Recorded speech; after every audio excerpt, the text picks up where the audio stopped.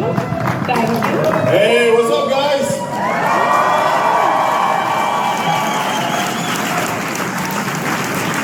CYT's in the house, I see. So, before we get started, I want to establish a little bit of ground rules here for all of you guys and for us, okay? So, most important thing is everybody's going to get to talk, okay? So, we're going to let each other talk, and we're going to go back and forth, and you guys are all going to let us talk, okay? Now, I know that I've got more fans, and that's not fair.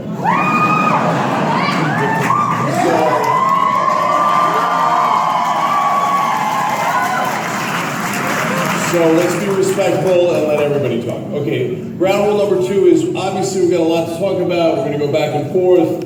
Obviously, we're going to do some follow-ups around Wolf Blitzer. But at the same time, at some point, we got to move on, and so we'll move on. Okay? So, Ann, great to have you here. Thank you.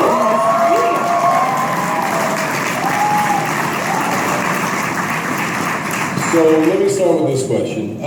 Now that Stephen Colbert has broken character, and you've outlasted it, is it time for you to break character?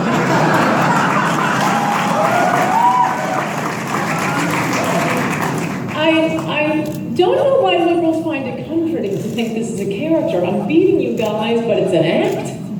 You know, maybe you gotta up your game. If I'm writing 11 New York Times bestsellers and I'm just faking. But I must tell you, if you were gonna fake, nobody would say, I know, fake being a conservative. It's like saying, no, you didn't really kill Cecil the Lion. You're just doing that to get attention. No, why would you want to be a conservative? You're denounced, you're attacked. You're not going to be invited on most TV shows or promoted. You will not be celebrated. Why would anyone put on an act to be a conservative in today's media culture? Well, there is a good answer.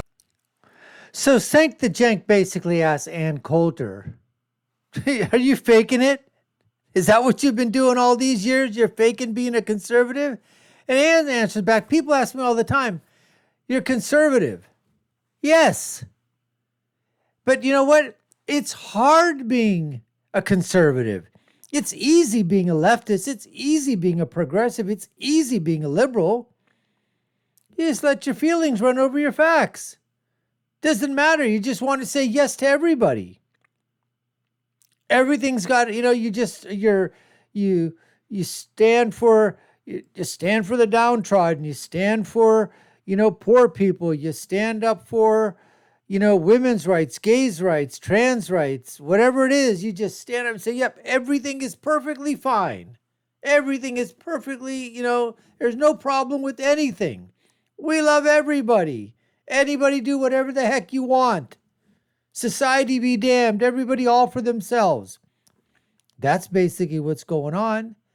It's hard being a conservative. It's hard to say no. It's hard to make the tough decisions. It's hard to put up, to have those positions that a lot of people just don't like or hate. Just so true.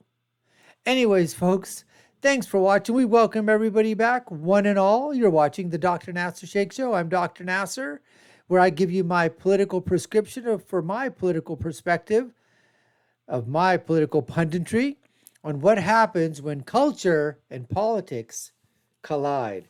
That's right, folks. Let's get to some more of CENK the Jenk from the Young Turks. The Young Turks and Ann Coulter. Let's get to more of that video and our reactions to it right now. Because honestly, it's a pretty good racket. So if you're an African American who's a conservative, or you're a woman who's willing to speak against other women, you will get on Fox News. Well, for one thing, I specifically made a point of not writing about women's issues. I kind of agree with that. I encourage female conservatives not to write about feminism, because I think that is kind of, come on. I mean, it's not just women. It's, oh, look, I'm a woman and I'm a conservative. Oh, look, I'm a young person and I'm a conservative. Oh, look, I'm a black. So what? Do you have something to say? So, no, I have absolutely successfully not done that. I write about history and Joe McCarthy, obviously immigration with the latest book, Darwinism, mobs, the French Revolution, impeachment. I have very specifically avoided writing anything. I didn't write about Hillary Clinton, I wrote about Bill Clinton. And you know, people only say it's a good gig after it works.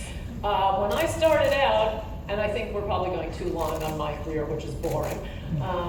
But when I started out, look, I started out with other conservatives. I started on MSNBC the first day they were on. And without naming names, I'll tell you, they knew the way to get ahead. And it wasn't to keep being fired by MSNBC by saying conservative things. I just happened to be practicing law, and every time they'd fire me, I said, I don't care, I'm just gonna go back and practice law. I just did MSNBC because I wanted the free flights to New York. I miss New York. Right. Well, I would know a thing or two about not being welcome on MSNBC. And trust me, it's not just conservatives. CENK comes back with a great comeback, basically saying, Ann, you don't hold any big position of being fired by MSNBC, you know, what I call MSLSC, the delusional network. CENK the Jenk. He goes, you know what? Hey, I had myself with MSNBC too, you know, they took care of me, they got rid of me as well. So apparently they're not overly fond of progressives either. So now part of the reason that I ask, Ann, is because you've made such outrageous comments, and you're aware of that. And I'm going to share some with you right now. And I'm trying to understand your motivation. First thing I do in an interview is try to figure out, hey, where you're coming from. And you've said that, you know, that in a lot of ways, like Andrew Breitbart told me in one of the last interviews he did, that he's a provocateur. So you say you like to stir the pot. So I'm trying to get to the essence of what that means. So for example, there's the quote, I think the government should be spying on all Arabs, engaging in torture as a televised spectator sport, dropping daisy cutters wantonly throughout the Middle East, and sending liberals to Guantanamo.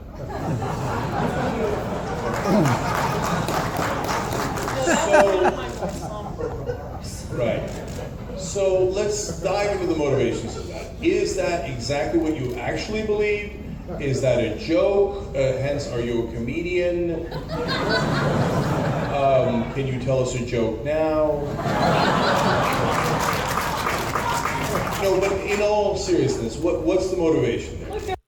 In all seriousness, CENK the Jenk goes, he drops like about 4 or 5 nice one-liners, okay, inside there, meant to just sort of, you know, needle in a little bit. Okay, fine, you got to expect that. But then he goes, don't we all do this? You drop your joke lines and then go back to the line.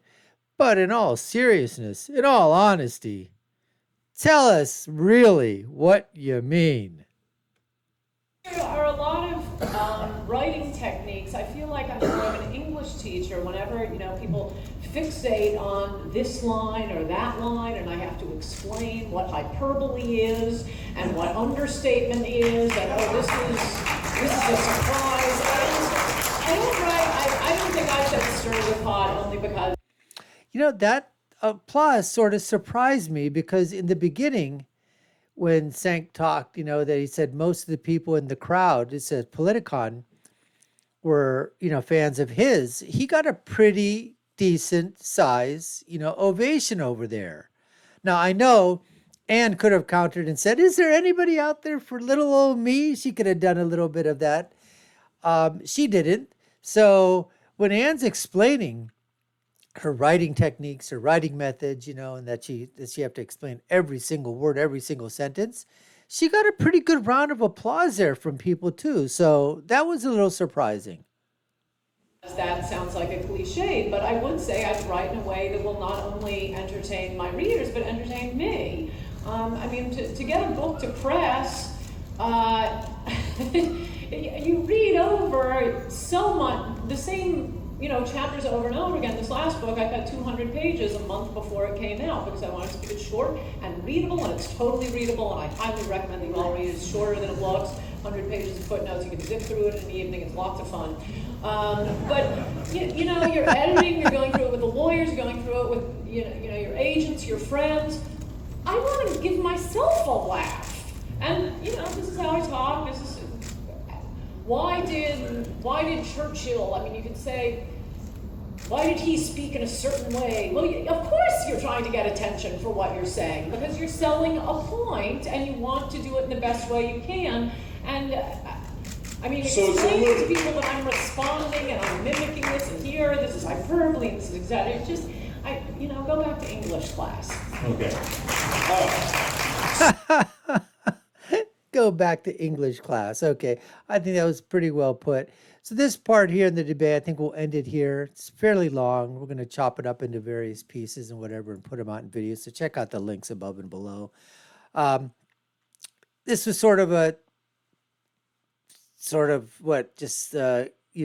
feel each other out, so to speak. It basically is, it looks like that CENK is going to be doing, it's not more like an interview than a debate here. And you got two of the most, polarizing people out there right now in the political sphere, both CENK the Jenk of the Young Turks, the Young Turks, and obviously Ann Coulter. So folks, we appreciate you taking the time to watch. Check out the other videos that we have below. If you haven't done anything, if you haven't subscribed to the channel, we appreciate you doing so. Like, share, and follow us. I'll leave you with my final thought, which has always been, when you're right, you're right. And when you're left, you're wrong. Until next time, folks, take care and stay safe.